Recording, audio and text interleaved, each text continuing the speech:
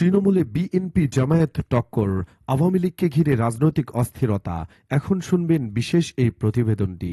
বাংলাদেশে গণভোট, জুলাই সনদ বাস্তবায়ন সহ বিভিন্ন বিষয়ে রাজনৈতিক দলগুলোর মধ্যে মতবিরোধের মধ্যেই সারা দেশে নির্বাচনী প্রস্তুতি শুরু করেছে বিএনপি।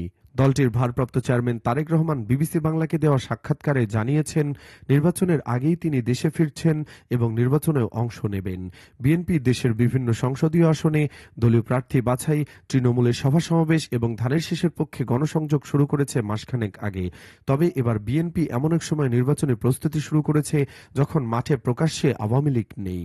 দলটির রাজনৈতিক কার্যক্রম নিষিদ্ধ থাকায় নির্বাচনে অংশ নেওয়া অনিশ্চিত। এমন অবস্থায় বিএনপির প্রধান প্রতিপক্ষ হিসেবে সামনে চলে এসেছে বিএনপিরই এক সময়ের মিত্র জামায়াতে ইসলামী। দলটি নির্বাচনে প্রার্থী নির্দিষ্ট করে প্রস্তুতি শুরু করেছে আরও প্রায় বছরখানেক আগে।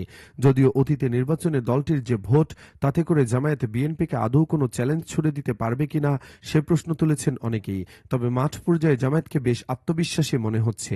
সাম্প্রতিক বিভিন্ন জরিপের ফল জামায়াতের সমর্থন বিএনপির কাছাকাছি উঠে আসায় জামায়াতের নেতারাও বিভিন্ন সময় আগামী নির্বাচনে জয়ের আশাবাদ প্রকাশ করেছেন।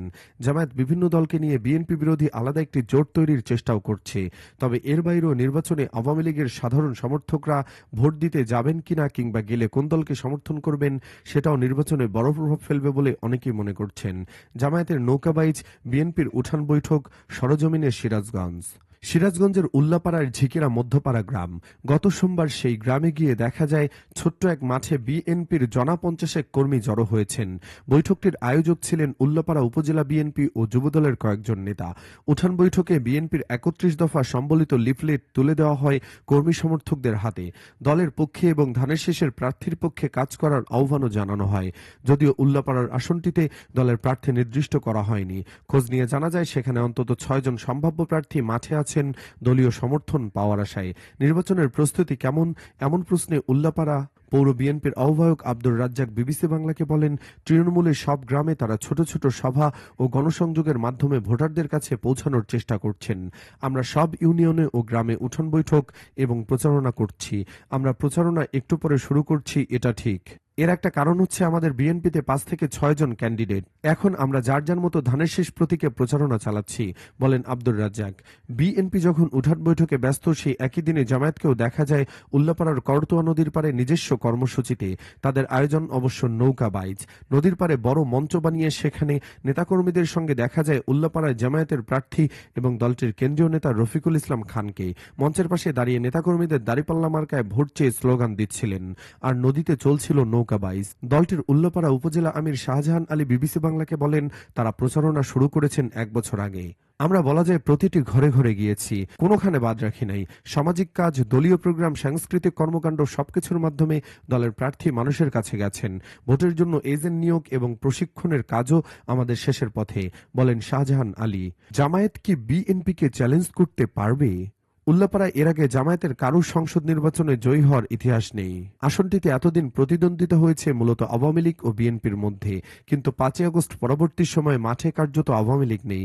অন্যদিকে একক প্রার্থী ঠিক করে আগেভাগে প্রস্তুতি শুরু করায় জামায়াত মনে করছে তাদের অবস্থান এমনকি নির্বাচনে জেতার মতো পর্যায়ে চলে গেছে। আমরা এখানে শুধু জিতব না, বরং 2/3 আসনে ইনশাআল্লাহ জয়ী হব। বেশ আত্মবিশ্বাস নিয়ে কথা বলছিলেন উপজেলা জামায়াতের আমির শাহজাহান আলী। কিন্তু এত আত্মবিশ্বাসের কারণ কি? জামায়াত তাদের প্রার্থী ঠিক করে ফেলেছে। অন্যদিকে বিএনপি এখনো প্রার্থী নির্দিষ্ট করতে পারেনি। তাদের সম্ভাব্য প্রার্থী আবার একাধিক। বিএনপির চাঁদাবাজি ও দখলের কারণে মানুষ তাদের থেকে মুখ ফিরিয়ে নিয়েছে। ভোটাররা পরিবর্তন চায়। তবে বিএনপি আবার এসব কারণ নাকচ করছে। দলটির উল্লাপাড়া পৌর বিএনপির আহ্বায়ক বিবিসি বাংলাকে বলেন, উল্লাপাড়া বিএনপির ঘাঁটি, ফলে এখানে জামায়াত কখনোই বিএনপির ভোট কাটতে পারবে না। এর কারণগুলো তুলে ধরেন তিনি। প্রথমত, দলে একাধিক সম্ভাব্য প্রার্থী থাকলেও তারা মূলত ধানের শীষের পক্ষে প্রচারণা চালাচ্ছেন। এতে দলের লাভ হচ্ছে, তাছাড়া দলে কোনো কোন্দলও নেই। দ্বিতীয়ত, 5 আগস্টের পরে কিছু চাঁদাবাজি ও দখলের ঘটনা ঘটলেও এখন সেটা বন্ধ হয়েছে, বরং জামায়াত এখন চাঁদাবাজি ও দখল করছে। সব মিলিয়ে বিএনপি মনে করে জামায়াত তাদের জন্য বড় কোনো চ্যালেঞ্জ নয়। অন্যদিকে জামায়াত মনে করছে তারা জেতার মতো অবস্থানে আছে, কিন্তু সাধারণ ভোটাররা কি মনে করছেন? উল্লাপাড়ার সোনতলা ব্রিজের কাছে কথা হয় কয়েকজনের সঙ্গে। এদের মধ্যে জামান মিয়া নামের এক মুদি দোকান ব্যবসায়ী বলেন, নির্বাচনে লড়াই হবে, আওয়ামী লীগ তো এখন নাই, কিন্তু বিএনপি আর জামায়াত টক্কর হবে। আব্দুল হাকিম নামে আরেকজন জানাচ্ছেন, দুই দলের লোকেরাই ভোটারদের কাছে যাচ্ছেন। আওয়ামী লীগের ভোটে নজর দুই দলের। সিরাজগঞ্জে সংসদীয় আসন আছে ৬টি। এর সবগুলোতেই জেতার কথা বলছে বিএনপি এবং জামায়াত উভয় দলই। এর বাইরে অবশ্য সিরাজগঞ্জে অন্য কোনো দলের প্রচারণা সেভাবে চোখে পড়েনি, কিন্তু নির্বাচন নিয়ে স্থানীয় জামায়াত এবং বিএনপির যে সমীকরণ, সেখানে আলোচনায় আছে আওয়ামী লীগও। বিশেষত আওয়ামী লীগের ভোটাররা কাকে সমর্থন করবেন তার উপর নির্ভর করছে অনেক কিছু। তবে সিরাজগঞ্জে জামায়াত কিংবা বিএনপি উভয় দলের নেতারাই মনে করছেন আওয়ামী লীগের সাধারণ সমর্থকদের ভোট তারাই পাবেন। সিরাজগঞ্জ জেলা বিএনপির সহসভাপতি অমর কৃষ্ণ দাস বিবিসি বাংলাকে বলেন, গণতন্ত্রের প্রয়োজনে আওয়ামী লীগের সাধারণ ভোটাররা বিএনপিকে সাপোর্ট করবে। তিনি বলেন, বিএনপি একটা গণতান্ত্রিক দল, যারা রাষ্ট্রীয় ক্ষমতায় গেলে দেশে পূর্ণ গণতন্ত্র প্রতিষ্ঠিত হবে। পূর্ণ গণতন্ত্র প্রতিষ্ঠিত হলে সকল দল রাজনীতি করার সুযোগ পাবে। সেক্ষেত্রে বিএনপিকে ভোট দেওয়ার সম্ভাবনা হচ্ছে সবচেয়ে বেশি। তবে জামায়াত অবশ্য সেটা মনে করে না। কিন্তু যে দলের সঙ্গে জামায়াতের প্রবল আদর্শিক বিরোধিতা আছে, সে দলের সমর্থকরা কেন জামায়াতকে ভোট দেবে, এমন প্রশ্নে নিরাপত্তা ইস্যুকে সামনে আনছেন জামায়াত নেতারা। দলটির উল্লাপাড়া উপজেলা আমির বলেন, কিছু সংখ্যক আওয়ামী লীগের সাধারণ সমর্থক হয়তো ভোট দেওয়া থেকে বিরত থাকতে পারে, কিন্তু অধিকাংশ লোক ভোটটা তাদেরকে দেবে যাদের কাছে তারা নিরাপদ। 5ই আগস্টের পরে তাদের এরকম অনেকেই বিভিন্নভাবে হ্যারাসমেন্টের শিকার হয়েছে, তবে সেটা জামায়াতের মাধ্যমে হয়নি। ফলে আওয়ামী লীগের সাধারণ ভোটারদের সমর্থন আমরাই পাবো বলে আশা করি। জামায়াত ও আওয়ামী লীগ প্রসঙ্গে তারেক রহমান যা বললেন, জামায়াত নানাভাবেই ভোটের মাঠে সমর্থন বাড়ানোর চেষ্টা করছে এবং সেটা শুধু সিরাজগঞ্জ নয়, বরং দেশের সবগুলো জেলাতেই আগাম প্রচারণাও শুরু করেছে তারা। একই সঙ্গে বিভিন্ন দলকে নিয়ে বিএনপি বিরোধী আলাদা একটি জোট গঠন করারও চেষ্টা করছে। এছাড়া কয়েকটি জনমত জরিপেও দলটির অবস্থান বিএনপির কাছাকাছি দেখা যাচ্ছে। কিন্তু বিএনপি কি নির্বাচন মাঠে জামায়াতকে নিয়ে আদৌ চিন্তিত?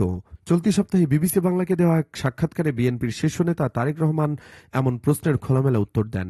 বলেন, জামায়াত নিয়ে উদ্বেগের কিছু নেই। তিনি বলেন, ইলেকশন হলে তো প্রতিযোগিতা থাকতেই পারে, প্রতিদ্বন্দ্বিতা থাকতেই পারে, এতে উদ্বেগের কি আছে? বিএনপি তো আগেও নির্বাচন করেছে, প্রতিযোগিতা করেই নির্বাচন করেছে, উদ্বেগের কিছু নেই তো।